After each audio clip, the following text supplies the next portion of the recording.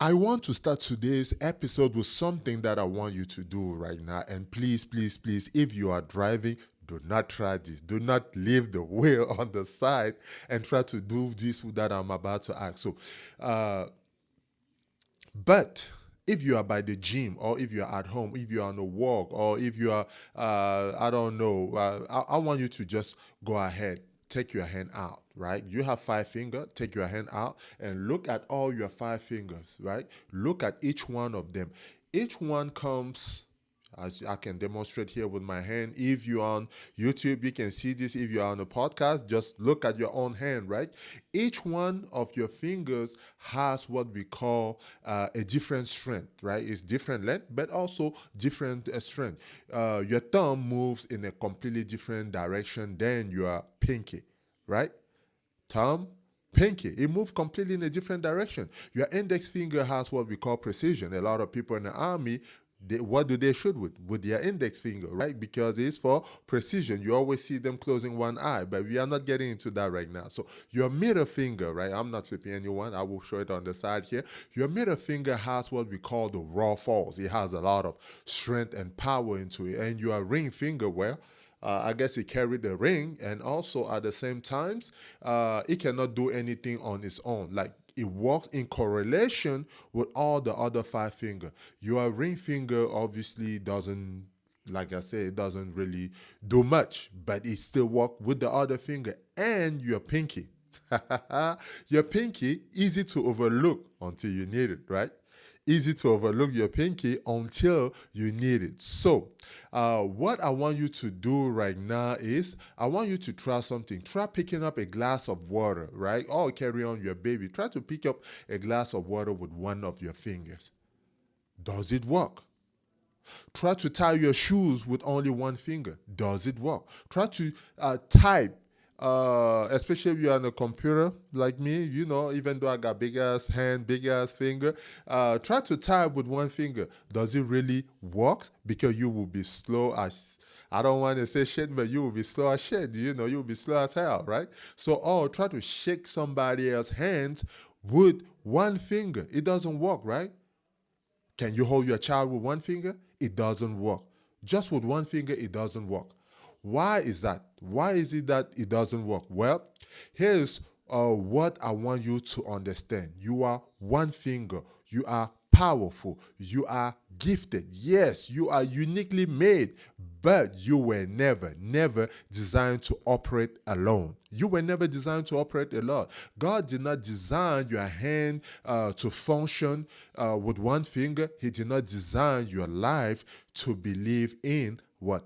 Isolation. He did not design your life to believe in isolation. He designed you to be part of something that is bigger than yourself. That is why we are in this world. There are things that are bigger than yourself, and you must do your part. You must work in correlation with those things that are already what? Present. So let me take you to my world, right? And my world is usually the football field, right? Let me take you to the football field. So when I was playing offensive lineman with the Baltimore Ravens, and I play right tackle with the Baltimore Ravens. And for some of you guys that do not understand, there are five positions on the line, right? If you study on the left, there's what we call the left tackle, the left guard. The middle guy is who we call the center. Then you have the right guard, and then you have me, right? Right tackle. Now, on the surface, if you take a camera and take a zoom at us as a core unit, as a group, you will see, you would think that here's a bunch of big guys. Here's a bunch of big guys doing the same assignment or doing the same thing. That is what someone who is just taking a camera and doing a zoom at us would think, that, oh, we just line five big ass dudes on the line and they are all doing the same thing, right? So on that couldn't be further from the truth. Why is that? Because yes, there's five of us. The left tackle is protecting the quarterback blind side. Because why? Most quarterbacks in the league are what? They are right-handed for the most part, right? So where are they looking most of the time? Where are they starting with their reading? They're starting on the right, right? And then maybe they throw the ball on the left, but they start on the right. That fraction of a second that they are taking their time to look on the right, depending on who your left tackle is, can either be a good thing all can be life-ending injuries, right? So the side of the quarterback, on that side, he cannot see what is happening behind it. That requires elite footwork, elite athleticism, elite awareness. I'm talking about the left tackle here. He has to be elite. Footwork, athleticism, like awareness. The center is the intellectual anchor of the entire line. I cannot say this enough. The center, right? Like I said, you have the two right, you have the right guard, right tackle, you have the left guard, left tackle, but then in the middle you have the center. He is the intellectual of the line, right? We move at sometimes even the quarterback doesn't have no say compared to what the center says. If the center say everybody go to the right, guess what? We ignore the quarterback. We go to the right or to the right or to the left, depending on what the center said, because the center do for the most part in most teams, he does most of the reading. Yes, the quarterback read too, and he is able to make decision to who he wants to throw the ball. But as far as us on the line, the center is our vocal person, right? The quarterback give us the play that we are going to run, but depending on the reading, again, I don't want to sound redundant, the center takes over, right? So uh, where was I going with this? So he's making what we call, the center is making what we call the pre-snap call, reading the defense, communicating the protection, assignment to all four of us. And then he's still obviously the same person that will snap the ball. The guards are working in the tight space. God don't have a lot of movement space. Tackle, and me, right tackle, my read were usually different, right? My footwork are different. My assignment were different. Sometimes I have to read what we call the cat corner coming, because you might have a defensive end in front of you, and all of a sudden, they drop the defensive end and they send a cat. We used to call it a cat corner, right? So he start sneaking. That's why we say cat, because he starts sneaking, and all of a sudden, as soon as the ball snap, bang, he's gone. Sorry if I have to. Man, this is bringing a lot of passion, where because this is my world. This is something I really enjoy doing it, right? But anyway, that is what we were according. But all five of us, even though we are on the same cohesive unit, we have different skill, different footwork, different skill set, like different, we are different men, but we all have one thing in common. We have one mission, right? What is our prime mission? Our prime mission is to protect the quarterback, create the lane for the running back, move the chain. We want to get that first down, win the game, right? And here is the thing nobody talks about, will tell you about an offensive line. If one of us, I repeat, this is one thing that is why sometimes I don't even like watching football, because this is what happened on the line. Now, you guys are getting an inside perspective, right? You guys are getting an inside perspective. So if one of us, I repeat, if one of us breaks down, just one, not two, one person breaks down, guess what? The whole play will collapse.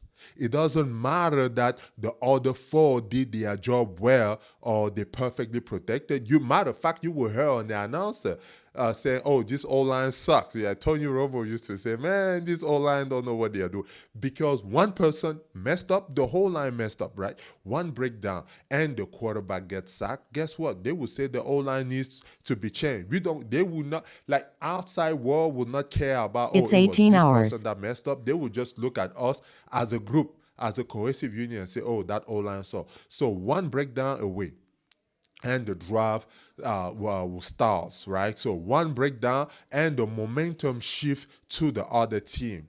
One first down shy or one fourth down shy, then the ball has to go to the other team. You cannot win on that line alone. And friend, you cannot win in life either alone, right? Do you guys see where I'm going with this analogy?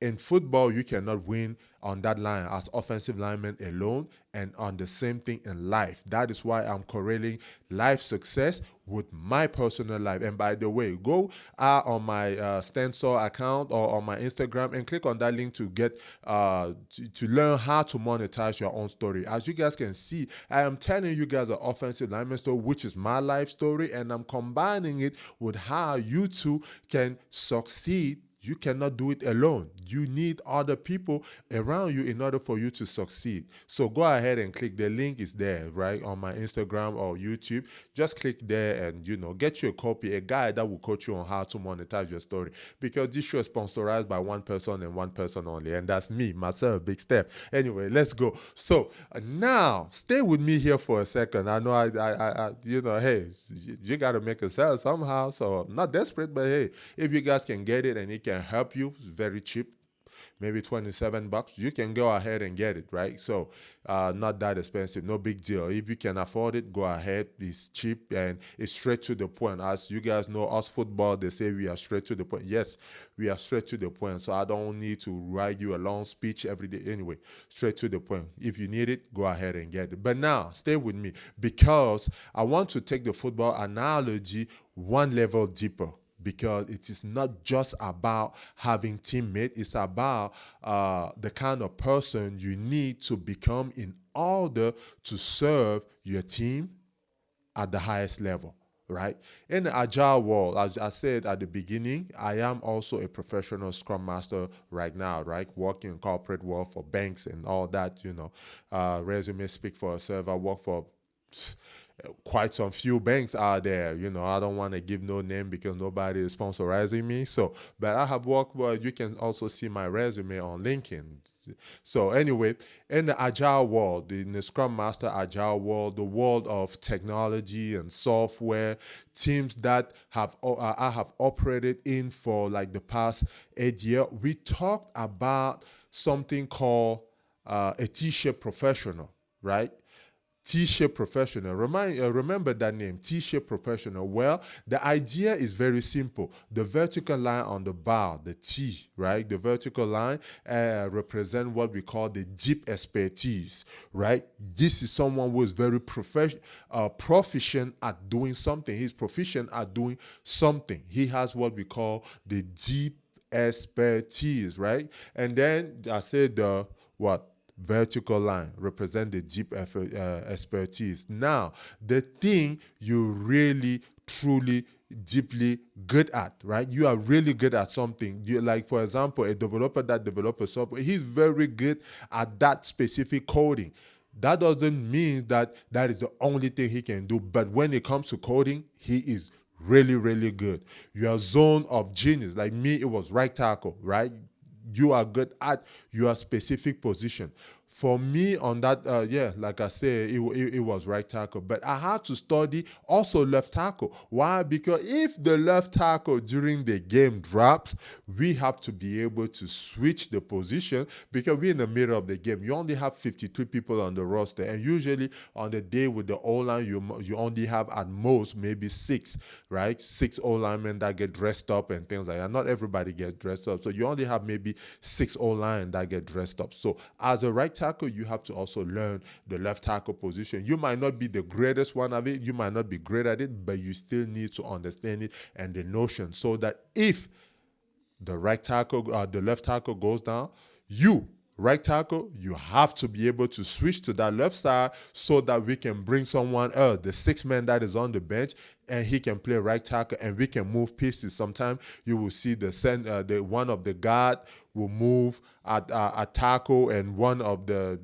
center might move at guard, and we bring the sixth person because he's a specialized person as well. That is just the way life is, right? So I had to study that position. I had to leave it. I knew every footwork technique, every hand placement, every pass rush move I was going to see, right? Because you have to be trained in that. But the horizontal bar, right? I keep having this issue with my French, horizontal, but horizontal bar, which of the T, that is your breath, right? That is your breathe, like your awareness of most people that are around you. You kind of aware that I usually see the right guy doing like this. I usually see the left tackle doing like this. Yes, I'm playing right, but what happened when when one person goes down? Am I going to be able to substitute myself to that person so someone can come and take my position and things like that? So that is your ability to step in and support and flex, right? To say, I can do this as well when the team, of course, need it, right? And here's the moment where it gets real. And Trust me, it happened a lot, especially when your team get injured a lot, right? So imagine we are in the middle of a critical game, right? Our right guard goes down in an injury, and the backup, he can play right guard, right? The backup, I told you, the sixth person, he can play right guard, right? He had never practiced left guard, never practiced center in any serious capacity. So he is a one position player, a specialist, right? Especially that is what he knows how to do, right? He only knows that one lane. At that same time, our center gets shaken up, need to come off a play for a little bit, right? We have a backup center, but we have no backup at right guard. What do we do then? Well, here's what happened. This is where the T shape comes in, right? The T shape, someone who's what does it even mean? You are expert in one, but you also have a knowledge in other area of the game. You also have a knowledge in other position of the game, kind of like a professional, right? You cannot just be good at plumbing. If you understand a little bit electricity as well, you might get a lot of clients because you are not the perfect electrician, but you understand a little bit the concept of electricity. You can go and at least mount like a breaker on the wall or something like that. I hope you guys are getting my analogy. So this is what we need, right? So the T-shape, in this case, with our senior who has cross-trained, who has spent time learning not just his assignment, but the assignment of the man beside him, right? He will slide over. He slide over and plays right guard. He's not as sharp as the starting right guard, but he will start over and play, right guard as he's a center. But he has enough knowledge, right? So he has enough knowledge. He has built enough breadth to hold that position while the backup center comes in for a snap of the ball, right? The show have to keep moving. You ever heard that part of I believe is Leonardo DiCaprio in the Wolf of Wall Street, where he said, "The show must go on." I love that part. The show must go on. Yeah, that is the same thing in football. The show must go on. Like we cannot stop, right? So the show has to keep moving. The quarterbacks have to stay protected, right? The drive has to continue. Now, think about it in terms of your life. Use everything that I just said and think of it in terms of your actual life, right?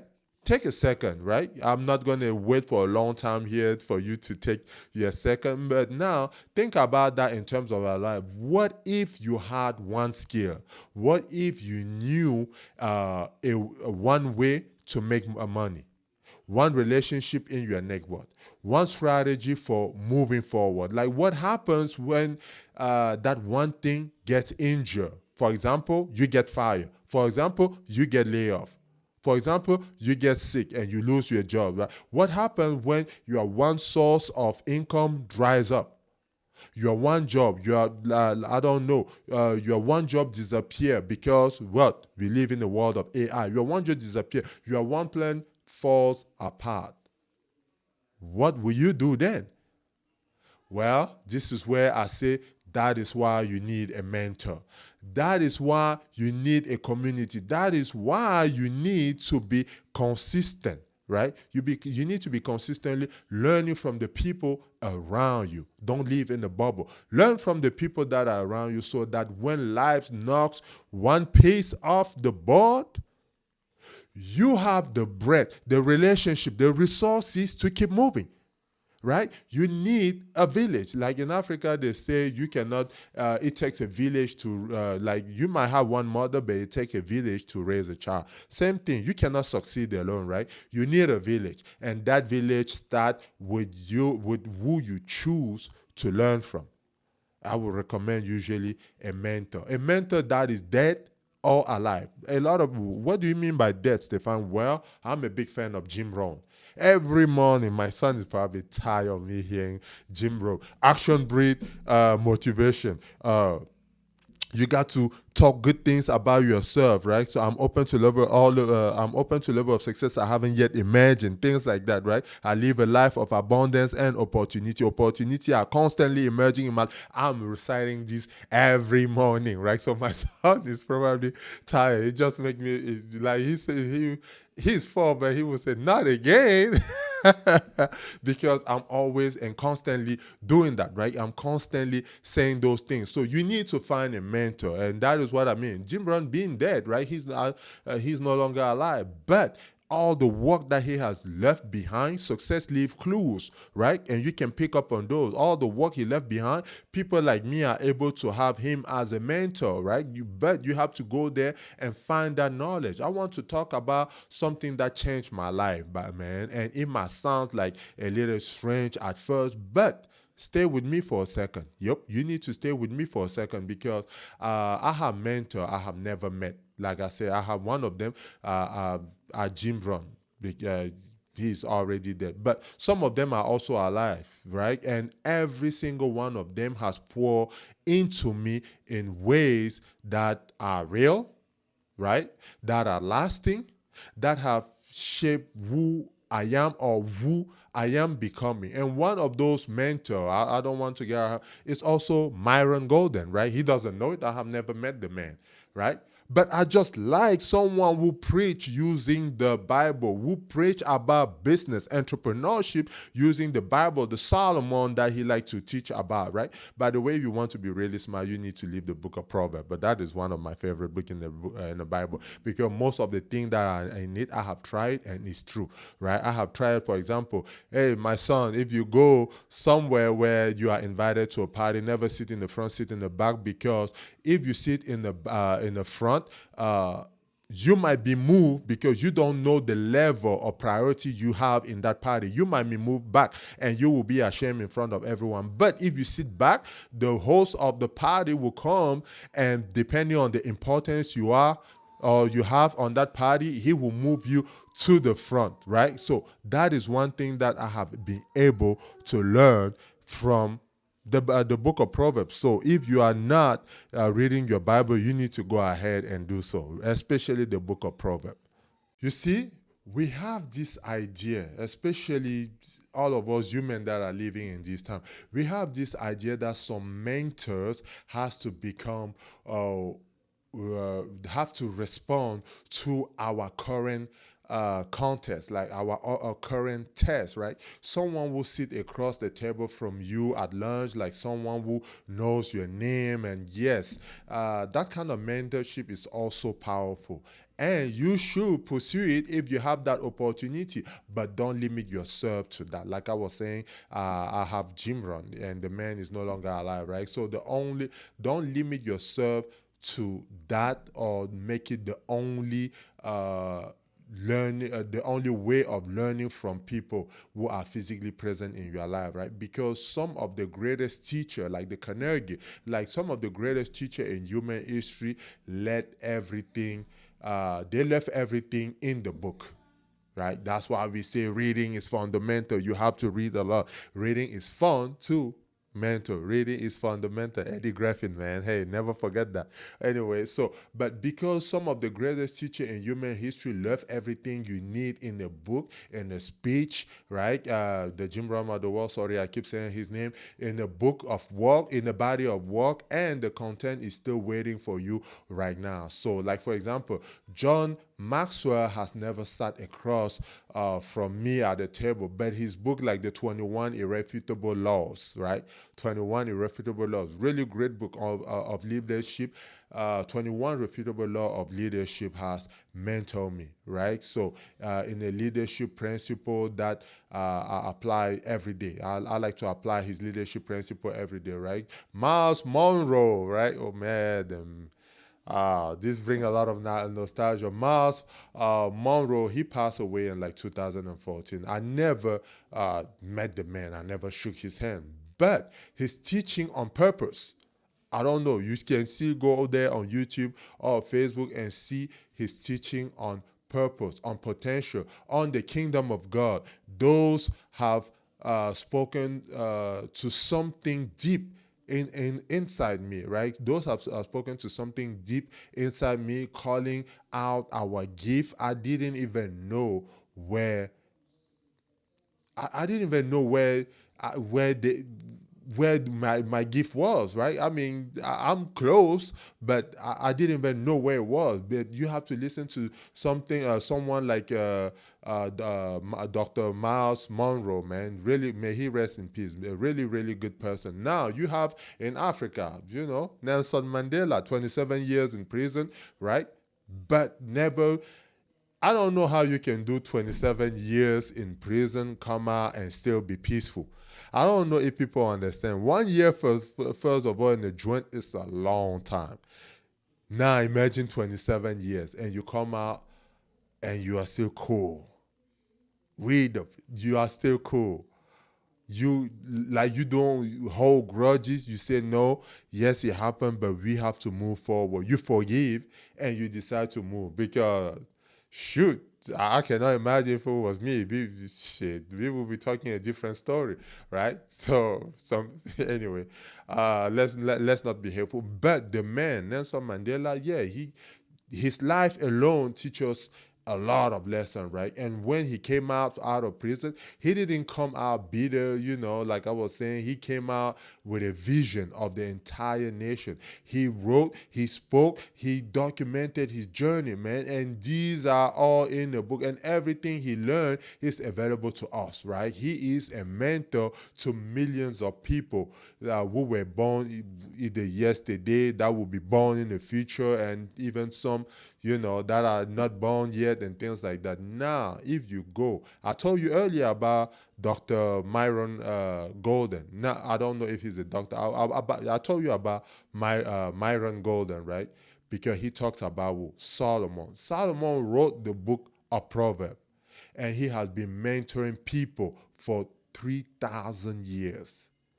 3,000 years of wisdom available to anyone willing to open and read it. Like I said, I love that book of Proverbs because guess what? As you guys all know, Solomon is said to be the wisest man ever to ever walk on this earth because God made him that way, right? God gave him that knowledge and wealth. Come on, man. It doesn't get any better than that. And he left a lot of teaching behind. Why wouldn't you take advantage of that? Why will you have to wait? It's not even about the book as a believer in God, but sometimes it's also about the book, about the knowledge, right? Giving you a knowledge on how you should navigate through life. These are your mentors. These are the people who pour out everything they had. They pour out everything they had. Their pain, their wisdom, their failure, their victories. Man, they pour everything into a format that you can access today. The book. You can access all that information, all that knowledge today. And here's what I have learned about finding a mentor who is dead or alive. The first thing is identify the area of your life where you need the most growth right now. You need to identify that area, the area of your life where you need the most growth right now. Is it leadership? Is it about money? Is it about faith? Is it about relationship? Is it about building maybe a business? Pick one and get focused, right? You have to get focused on it. Right now, a lot of people think that, oh, I'm doing a podcast just to do a podcast, or maybe that I'm doing a podcast because I'm looking for money. Nope, not really. I'm looking at a podcast because eventually I want to become a public speaker. But what is the best way to become a public speaker? You got to speak. You can't just stay in your room and think that the skill will just come by itself. So I'm using the podcast while I'm conveying information, while I'm conveying knowledge. I'm also getting something back, right? Nothing is for nothing. Nothing is free. What I'm getting back is the experience of being able to talk in public. Yes, I have played in front of millions of people, right? But yet, I didn't speak. I was playing, right? I'm preparing myself in the future to become that public speaker, to become that someone that can walk in a corporate and speak in front of thousands of people. Walk one day, hopefully, God praying on it, like one day walk into those TED Talk and be able to hold my own, get my own, man, and talk to millions of people and see it go throughout the whole world, right? That is something that I'm preparing myself. But the first way to do that is to start a podcast. That's why I'm starting a podcast, or not that I'm starting, I have already started. That's why I'm doing a podcast, right? So I can learn while also I'm distributing. Like I used to do a lot of, I'm working now on not doing too much of that. I'm working now on not stopping in the middle of my sentence and just keep going. Yes, I'm talking a little bit sometimes fast, still working on it. No one is perfect, but you have to keep working. You have to develop that skill, right? Second thing is find the person who has already walked the road and documented the journey. Right? That is the second thing that I'm talking about mentorship. You have to find the person who have already walked that road. Success Live Clue, right? They have walked the road, they have documented the journey. They wrote a book, they gave a TED Talk, they built a podcast, they left a trail, right? You just have to follow it. That is the thing. You just have to follow it. And the third thing, you need third thing is sit with their work. Don't just consume it. Study their work, right? Wrestle with it. Apply it. Come back to it. Let it change the way you think. Let it, like they say, the first way to success is to change your mindset. You have to change your mindset to start thinking like successful people. So yeah, don't just read to read. Study it, right? Stay with it. Let it change your life, man. The way you speak, the way you move. Because here's the truth. When you read a book written by a mentor, they are not just giving you information.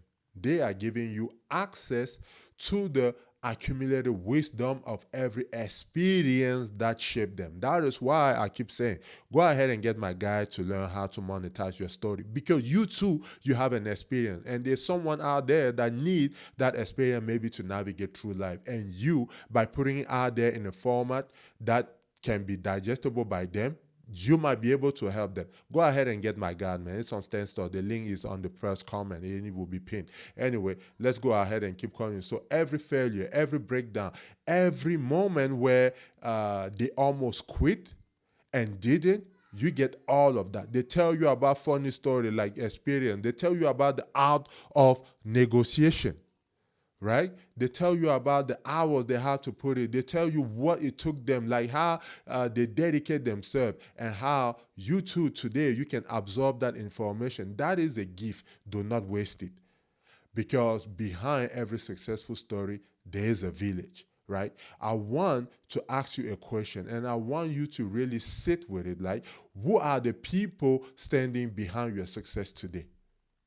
Who are the people standing behind your success story?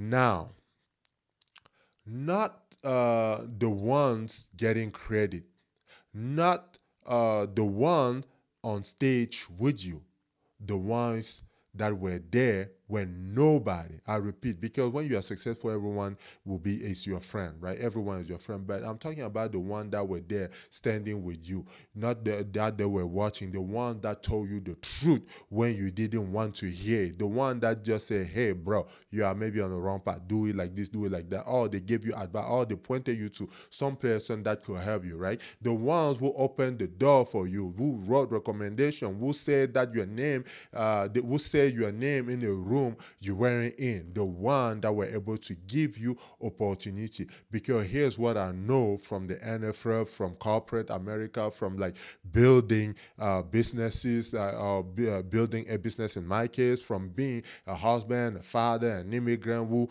started from zero with just faith. Like, there's no such a thing as self-made person. Like, no, you cannot be a self-made person. I know a lot of people like to say that self-made. No, at some point you had to make some connection. You had to have someone that gave you even one comment that changed completely the way you think, or that changed the direction you were thinking. There's no self-made person. You need people around you. It's a collaboration. Michael Jordan had Phil Jackson. Phil Jackson brought a system, the triangle offense. This is basketball, right? The triangle offense that allowed Jordan and individual brilliance to be amplified within a collective structure. And Jordan, as gifted as he was, didn't win a single championship until he learned to trust that structure and trust his teammate, because he couldn't do it what? Alone. There's no self-made person. You don't hear about Jordan without hearing about Scottie Pippen, right? You have Barack Obama, right? Whatever your political view are, I'm not into that. He got the president.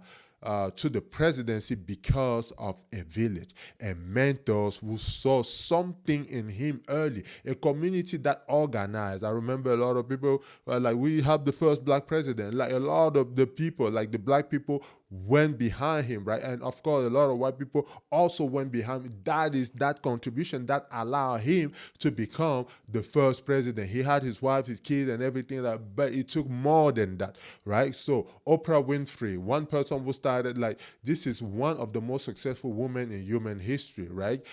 She has talked openly and repeatedly about, like, Maya Angelou being her mentor.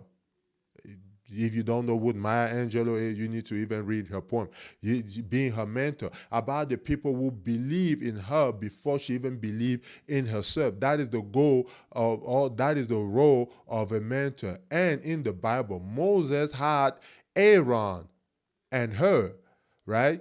I'm not going to say Aaron because I always want to say something funny, but no, he had Aaron, right? When Moses' arms grew heavy during the battle and he could not hold them up, Aaron stood on one side and her stood on the other side, and they lifted his hand up for the people of God to go ahead and keep fighting. And together they held him up, right? They held him up, his arm, until the battle was won. Moses could not hold his arm up alone. Someone had to come and support him, and the victory came when he stopped trying to. He stopped trying to do it alone. They, of course, had God first.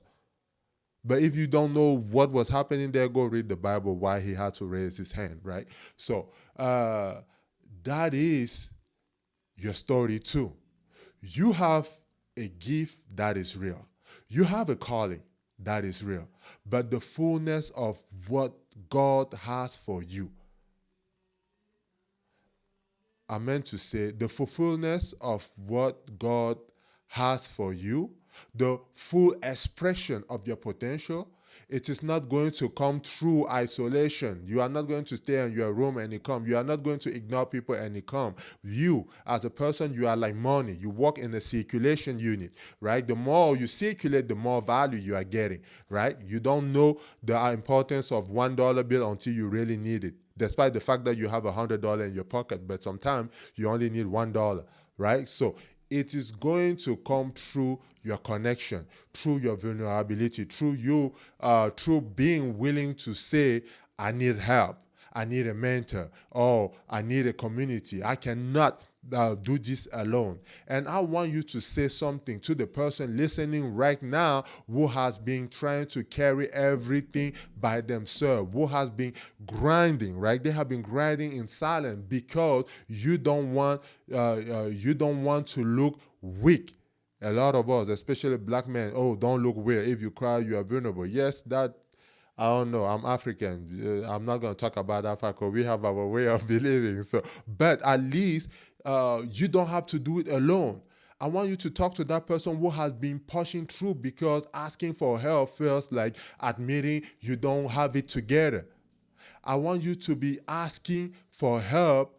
I want you to know that asking for help is not a it's not a weakness. Asking for help is actually wisdom. It is the mark of someone who understands their assignment, who understand their assignment, and also who understand that their assignment is too important to let pride get in the way, right? Build your team. Find your mentor. Cultivate your village. Build your community, because the game cannot be won alone. You have to have a mentor. You have to have your community. So I will go ahead and say this, right? So let me land this plane right now because I feel like this has been a very long podcast, right? So let me go ahead and land this plane. We started today with your hands, right? You started with your hand, your five finger, each one having a different role. All of them are necessary. None of them are capable of doing what the whole hand can do together. None. Each one of them is needed in order for you to have what we call a hand. If not, you just say you have a finger. Right?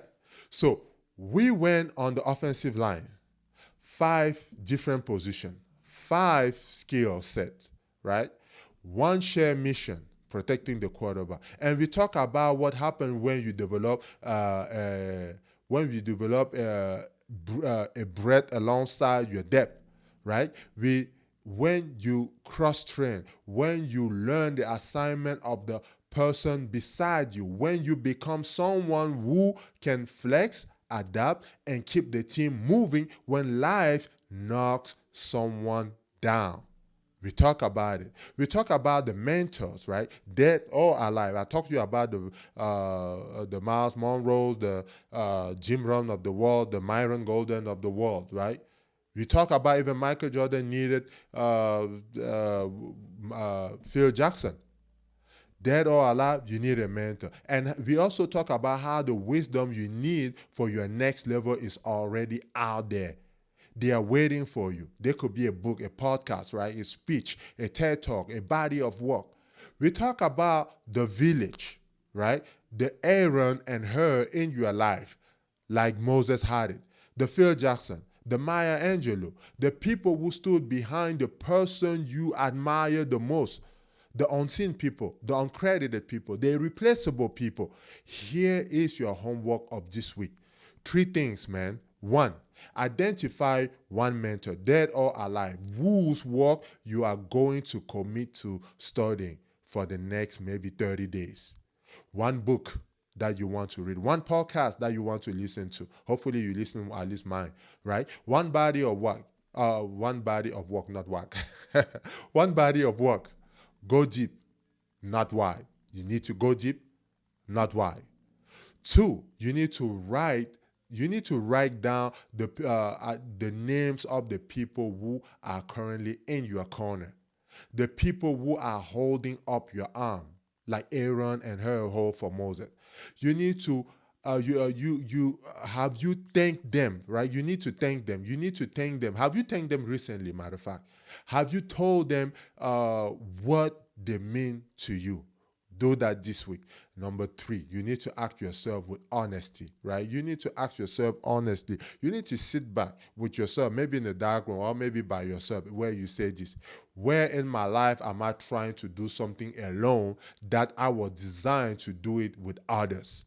You need to ask yourself that. Where is pride or fear? Or maybe the lie of self-sufficient keeping me isolated. You know, we all tell ourselves that lie, I can do it by myself, I can do it alone. Where is that lie that is keeping you isolated from the people who could be taking you through, who could be the reason why you break through? Sit with those questions, my friend. Write down the answer and then take one step forward, one step toward connection, right? You need to take one step forward, one step toward connection, because your setback is not your ending. You are set. It is your setup. Matter of fact, it is your setup for a comeback. I always like to say, don't let your setback cause you to sit back, but instead prepare for your comeback. Right. So I like to say that every time. But the full version of it is going to require a team. You need a team around yourself. I am Stefan. This is my podcast, and in this episode, I hope that you like it. And if this episode spoke to you, I need you to share it with someone who may need it, who may want to hear it. Leave a review, drop a comment, right? Leave a review, drop a comment, send me a message, and I read everything, and I read every single one of them, right? Because I'm just starting and I want to go through. So I read every single one of them, and I will see you next week for the next episode. God bless and peace.